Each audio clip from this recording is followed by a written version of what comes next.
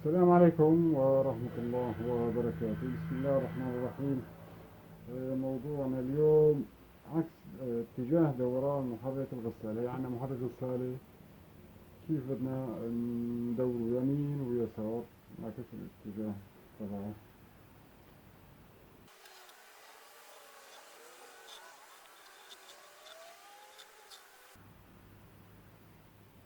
عندنا مثل ما شايفين هون هذا قلب الدوار وهيدون الفحمتين، وعندنا هذا الملف لأنه هذا محرك الغسالة هيك بيتكون معنا. هلا راح نشوف عندنا هون الجكة.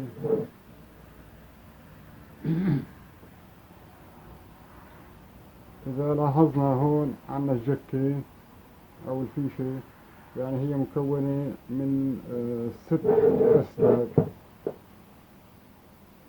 1 2 3 4 5 6.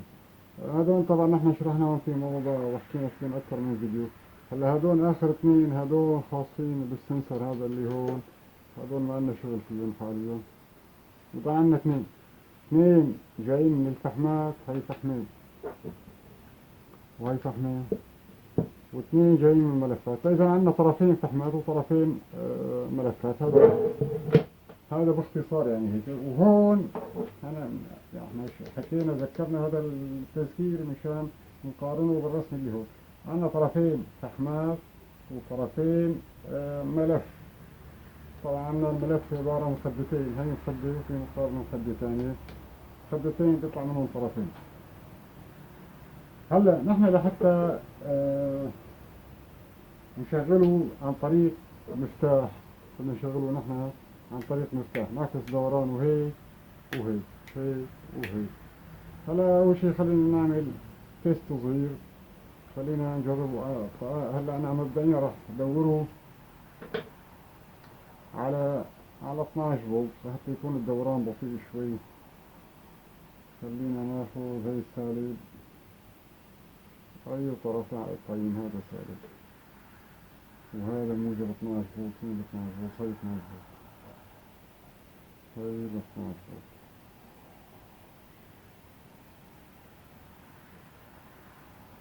هذا إذا شغلنا نشوف،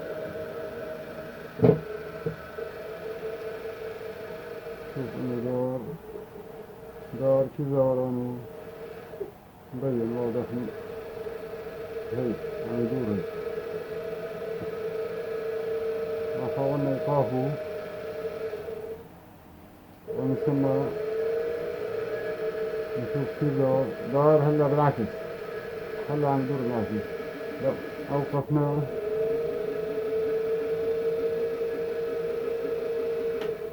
طبعا بالإمكان استخدام مفاتيح أخرى. في مفتاح اسمه سلكتر، عبارة عن 0 و1 على اليسار وواحد على اليمين، 1 0 1 أون أوف أون.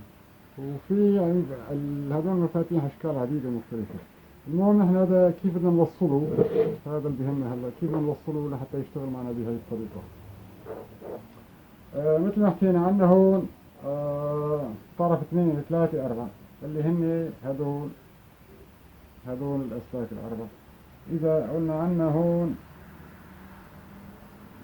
طرف، وعندنا هون طرف، بدنا نعتبرهم هذول اللي واصلين على الجك هون.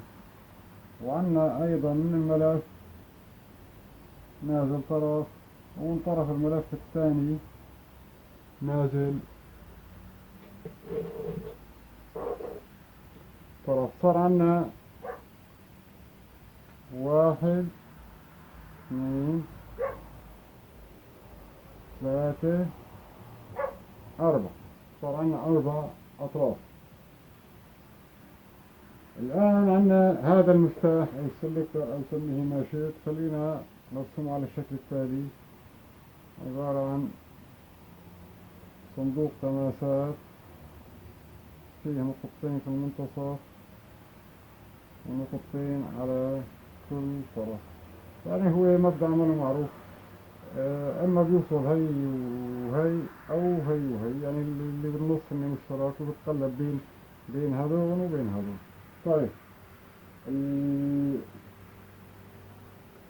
التوصيل يعني مثل ما حكينا، مثل ما شايفين نحن هون أعطينا تغذية لأحد أطراف الفحم فرضا. خلينا نعتبر إنه دخلنا طرف اللي هو هذا ليك وهذا أعطيناه للفحم. فإذا هون مع مع التغذية. هاي أول طرف. الطرف الثاني هو هذا اللي بهمنا. نحن لو وصلناهم مع بعضهم وغذينا من هون راح يشتغل باتجاه واحد، فنحن بدنا نعكسه. فنحن راح نجيب هذا الطرف الثاني لهون على طرف المفتاح. هو هذا طرف الفحم الثاني ليكو، هذا طرف الفحم الثاني جبناه على طرف المفتاح هون بيكون بين.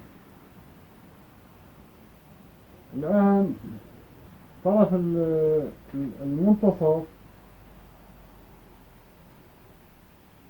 طرف 3 اللي هو جاي من الملف، أخذناه إلى المنتصف ورجعنا كملنا طرف الملف الآخر أيضا إلى المنتصف. ضل عنا هذا فاضي، هذا بنرجعه إلى التغذية، طرف تغذية. طبعا متناوب مستمر، هذا المحرك بيشتغل متناوب مستمر، بيشتغل على كل الفولتات من 12 فولت، من 10 فولت ل 250 فولت، 235 فولت، متردد مستمر بيشتغل. هذا هيك طريقة توصيله حاليا، بس لسه ما راح يقرب معنا هيك. هلا شو بنعمل؟ بنجيب نحن لحتى نأمن العكس. هلا نحن خلينا مشان نفهمها، لو تخيلنا الدارة هيك، دخل التيار من هون إلى طرف الفحمة، طلع من القلب وإجا لهون. في حال متصل هذا الجانب بده يكمل هيك عبر الملف ويرجع من هون كمان متصل، كمل الدارة، خرج التيار من هون، وبالتالي أمن الدوران باتجاه واحد. هلا حتى ينعكس، نحن لو قلبنا المفتاح هيك، نحن ما علينا بكل بساطة. انت شوف ليك هذول عبارة عن وصلة بين هذا الطرف والمقابل له، يعني على شكل اكس ضرب. هاي جاي لهون ليك، وهي جاي لهون. يعني انت بتعمل عملية وصل متصالب هيك وهيك. هلا نحن لو تخيلنا كيف بده يصير، نحن لو عكسنا المفتاح، دخل التيار من هون عبر القلب، اجى لهون، هون ما عاد متصل هاي النقطة مع هاي النقطة، لأنه صار في اتصال هون. فاجى التيار من هون لهون، هون هذا الجانب هو صار متصل، رجع من هون. يعني انعكس التيار بملف. الأول كان اجى هيك واجى هيك، هلا اجى هيك، اجى من طرف الملف الثاني. يعني هلا ضرب بالعكس واجى لهون. هون متصل، هذا الجانب متصل مع هذا الجانب، وصل لهون، اتصل بهي النقطة ورجع كمل هيك. فنحن بنبدل، اما بنجيب التيار هيك او بنجيبه هيك. هاي هي عملية عكس المفتاح. يعني عملية بسيطة وسهلة كثير كثير كثير كثير، بس بدها هيك شوية يعني شوية تفتيح، شوية صغيرة بس. هاي الفكرة لليوم. إذا في أي سؤال أي استفسار نحن جاهزين إن شاء الله، اكتبوا لنا بالتعليقات.